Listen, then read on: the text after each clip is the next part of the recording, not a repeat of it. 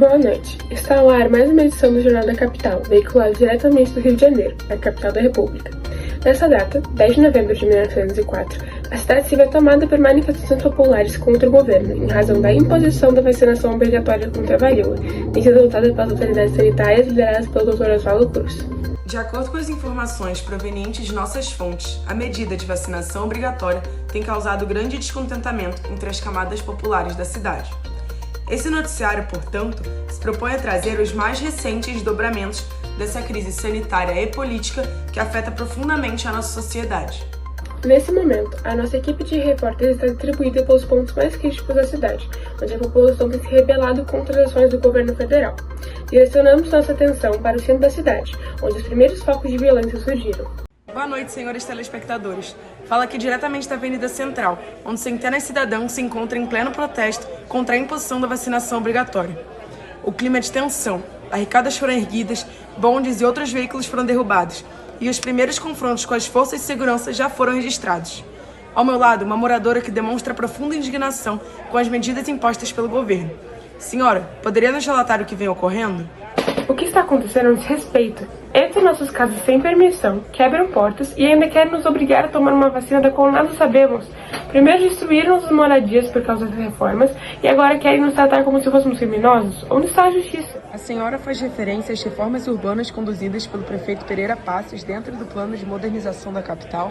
Exatamente. Fomos expulsos dos cortiços sob a promessa de uma cidade melhor, mas quem ficou sem lar fomos nós, os trabalhadores. E agora, além de não termos onde morar, querem decidir até sobre o nosso próprio corpo. O sentimento de revolta entre a população é notório e se espalha rapidamente. Voltamos agora ao estúdio com mais informações sobre as medidas governamentais. O governo federal reafirma que a vacinação obrigatória é parte essencial da campanha sanitária para combater a varíola, a febre amarela e outras enfermidades que assolam a capital. Segundo o presidente Rodrigues Alves, as ações conduzidas pelo Dr. Oswaldo Cruz visam garantir o progresso e a salubridade do Rio de Janeiro, inserindo o país nos padrões de modernidade das nações europeias. Para compreender melhor a posição oficial do governo diante das críticas e impactos das reformas, nossa equipe foi entrevistar o presidente da República, Rodrigues Alves. Boa noite. Estamos nesse momento no Palácio do Catete, sede do governo federal, onde a movimentação é intensa desde o início dos protestos. Buscando esclarecer as medidas adotadas pelas autoridades sanitárias, conseguimos uma breve entrevista com o Dr. Oswaldo Cruz, responsável pela Diretoria-Geral de Saúde Pública. Dr. Oswaldo, há fortes críticas quanto à maneira pela qual as campanhas sanitárias vêm sendo conduzidas. Como o senhor responde a tais acusações? Críticas sempre existirão, sobretudo os vindas de quem pouco entende sobre o assunto. Não se combate uma epidemia com opiniões ou temores, mas com ação e disciplina.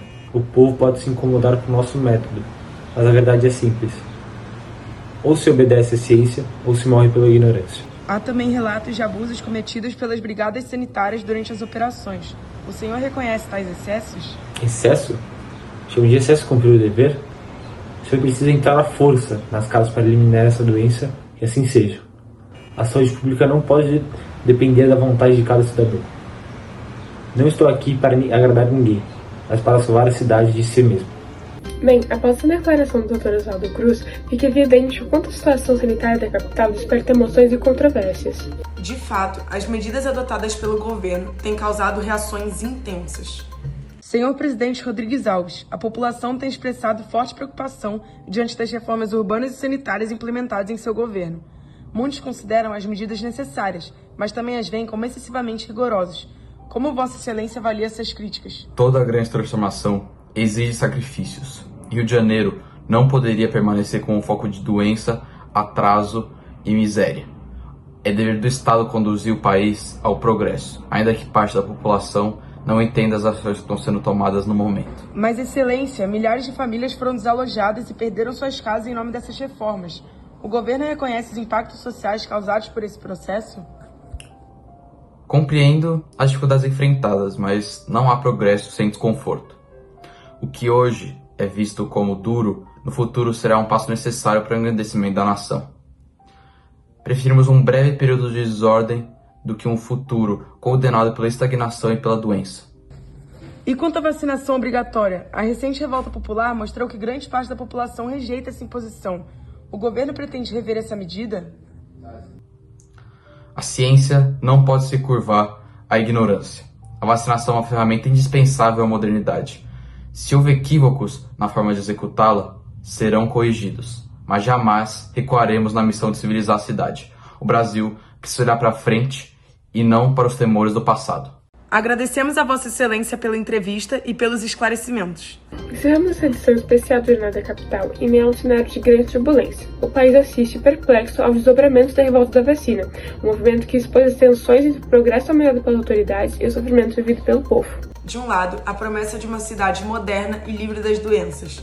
Do outro, a resistência de uma população que se sente desrespeitada e afastada das decisões que moldam seu próprio destino. Resta saber se o futuro verá esse episódio como um passo necessário para a avanço na nação ou como um símbolo da distância entre o governo e os cidadãos.